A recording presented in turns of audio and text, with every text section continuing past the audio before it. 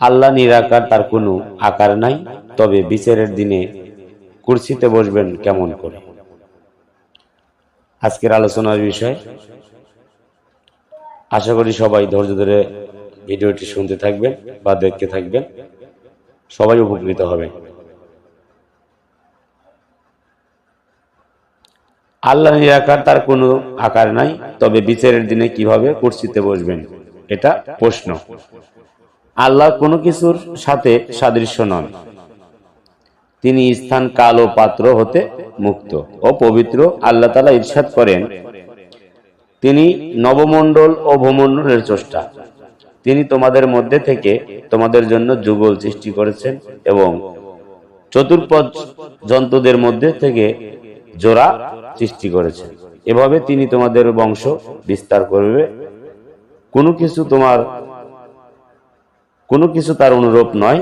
তিনি সব শোনেন, সব দেখেন। সূরা 11 নম্বর আয়াত।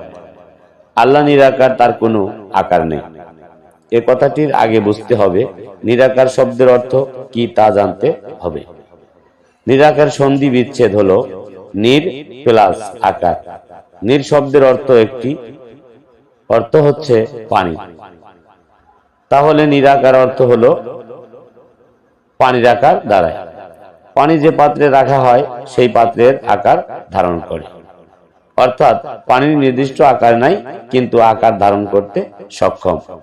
এই উদাহরণ থেকেই বুঝতে পারবি বা বুঝে নেওয়া যায় আল্লাহ নিরাকার, কিন্তু আকার ধারণ করার ক্ষমতা আছে বা রাখে। সুতরাং বিচারের দিনে আল্লাহর আকার ধরেই কুরসিতে বসবেন। আশা করি আলোচনাটি বুঝতে বা শুনতে কোনো কষ্ট হয়নি। তারপরেও যদি বুঝতে কষ্ট হয় বা সমস্যা হয়, অবশ্যই কন্ট্যাক্ট নাম্বারে হোয়াটসঅ্যাপ আছে, ইমো আছে, বা সরাসরি কন্ট্যাক্ট করে যোগাযোগ করতে পারেন, অথবা নিজ নিজ মসজিদ তথা হক্কানি মসজিদের কাছ থেকে এগুলো তার সভাপতি বসে জেনে নিতে হয়। এরকম নতুন নতুন ভিডিও পেতে অবশ্যই চ্যানেলটি সাবস্ক্রাইব করে পাশেই থাকবেন। জয় গুরু, জয় হোক পাক পাঞ্জাতন, আহলে বায়াত ও বিশ্ব মানবতা। সবাই ভালো থাকবেন, সুস্থ থাকবেন।